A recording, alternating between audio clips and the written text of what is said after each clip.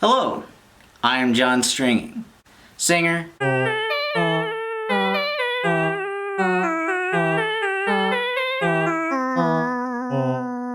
bassist,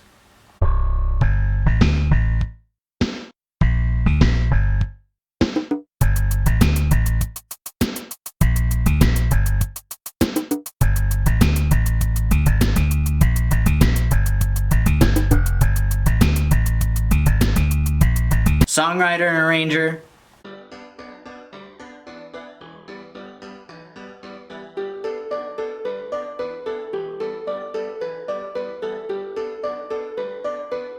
and occasional cheese taster.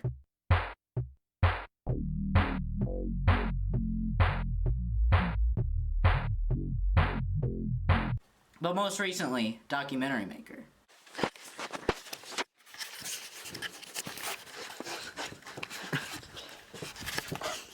Specifically, of old musicians that not even your grandparents remember.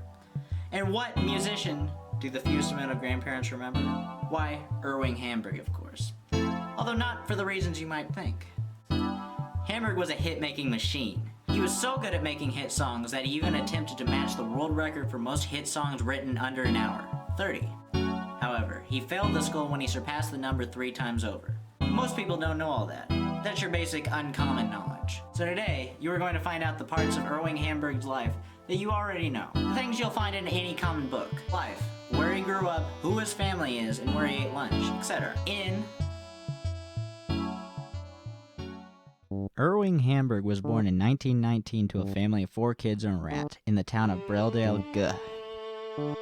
The Guh isn't actually part of the name, I just made that up because I thought it was funny. I went and looked at the neighborhood where Irwing Hamburg grew up. Now, as you can see from the footage, most of the old houses have been torn down, but thanks to some public works projects, his neighbor's house has been preserved. Let's check it out.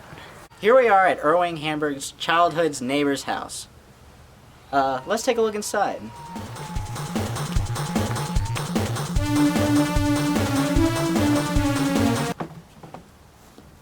Dude, who the heck? Get out of my house. Dude, what? Dude, sorry. We really wanted an interview from one of Hamburg's family to get to know what he was like growing up. But unfortunately, his entire family was killed in a mysterious fire. All previous interviews made were also destroyed in the same fire. However, recently, while scrounging through his underwear drawer, famed music journalist Eric Dome found an old tape of an interview from Hamburg's mother. Well, I first met Irving the day that he was born. Boy, that child would not stop crying. It wasn't like a normal cry either. It was one single, drawn-out sob. This lasted for about the first year of his life. When he stopped, he started thinking. I don't know what about, but he was thinking. Still thinks to this very day. Never told a soul about what. Just keeps thinking and thinking. His untold thoughts, thinking. Anyways, a few years after being born, Hamburg got his foot in the door of show business and became a key composer of Iron Pot Alley. Here, he befriended another composer by the name of Richard Harvey, who we were fortunate enough to snag an interview from. So how would you describe your experiences with Hamburg? Wonderful. Not a single complaint. He was always a good guy. Wow, you like to see these famous people actually act like decent human beings. Right, you do. He's one of those humble people I know. So humble he'd go on and on about it. I'd say, yeah, I get you're humble, but you gotta stop saying it all the time. You're kind of wearing it out. But he's a good guy. He's the most humble guy I ever knew. So what do you have to say in response to the accusations that you made a few years ago that he had stolen all of your songs? Well, I should say he took writing credit for them and submitted them to various places under his name without my permission. But I gave it to him after he said he'd give me the royalties back for these. How much have you made from these songs? Well, nothing. I guess no one liked my songs. No one will hear them.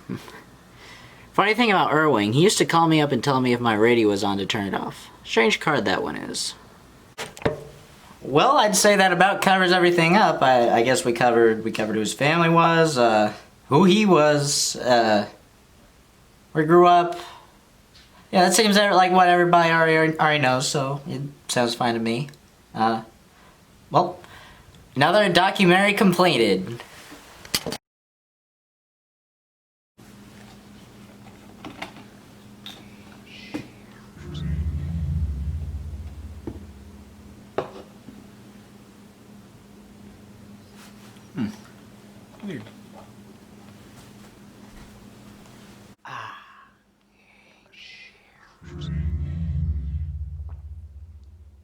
Mr. Hamburg?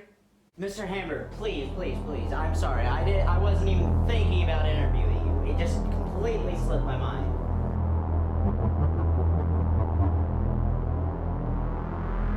Please, Mr. Hamburg, I swear, no hard feelings were meant by me. I just really just wanted to celebrate your life and such. I'm coming down.